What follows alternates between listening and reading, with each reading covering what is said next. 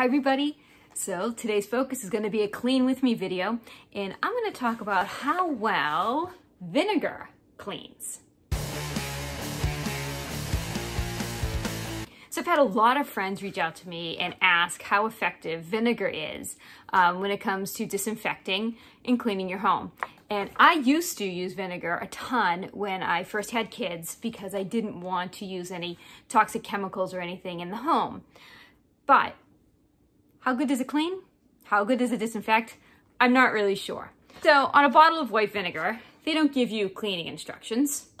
So I just Googled it and I read a bunch of different sites, and one that I seemed to really enjoy was Better Home and Garden. I'll put a link to their page down in the description. So they have a nice article called How to Clean Almost Every Surface of Your Home with Vinegar. If you've watched my cleaning videos before, you know how I do this. But so for those of you who are new, what I do, I take a petri dish and I will take a sterile swab and I'll swab an area that I want to test a cleaning product on. And I'll swab it and I'll put it in, I'll label my plate A, B, and C. B is before cleaning, okay? And so I'll swab it onto B for before. I'll clean the area and then I'll swab it again and put it on after. C is a control, we don't put anything there. Okay, so that's how I'm going to run these tests. I am going to focus on cleaning my kitchen countertop, my kitchen sink, the toilet seat, and a light switch. On the Better Home and Gardens site, they have recommendations on how to clean a kitchen countertop.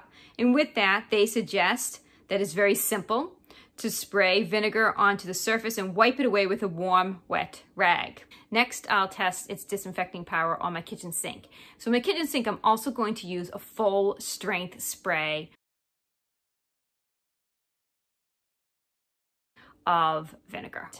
And to use as a disinfectant, it says use a 50-50 vinegar water mix to wipe down phones, doorknobs, faucet handles, and more. Perfect. So what I'm going to do is I'm going to do a 50-50 mix, so half water, half vinegar, to test its disinfecting power on my toilet seat and a light switch. Okay, so let's get started.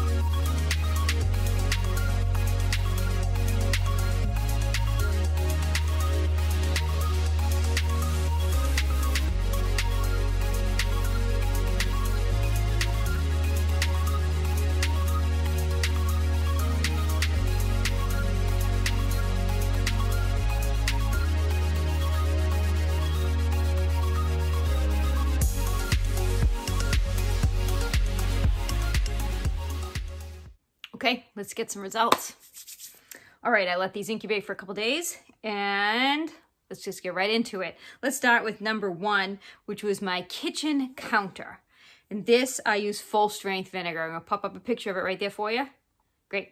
So as you can see, B is before I cleaned it. And there are too many colonies of bacteria to even count. A is after. Remember, this is cleaning it with a full strength vinegar. And I counted the colonies on side A after, and there were about 20 colonies. I'd say that did a really good job at cleaning and disinfecting the kitchen counter. Was it like 99.9% killed? No, but it did a very, very, very good job. Petri dish number 2, we have the kitchen sink. The kitchen sink. So you can see the before I cleaned, tons of bacteria. And then again, I use full strength vinegar, white vinegar. And the after still has an awful lot of bacteria, but not as much as before. I would say that white vinegar is not effective at all at tackling disinfecting a kitchen sink. Remember, these opinions are just my opinions, and we don't have like laboratory settings or anything, but just how it cleans in my home. Number 3 was our light switch. So this one's a little interesting. We have one large colony for the after, and we have one, let's say, medium-sized colony for before with a couple of smaller ones. I don't know if you probably can't see it quite yet in the picture, but I can see a few other smaller colonies. I wouldn't say it was very effective at a 50-50 dilution of cleaning the light switch. Number 4, Petri dish number 4 was my toilet seat. So the underside of my toilet seat.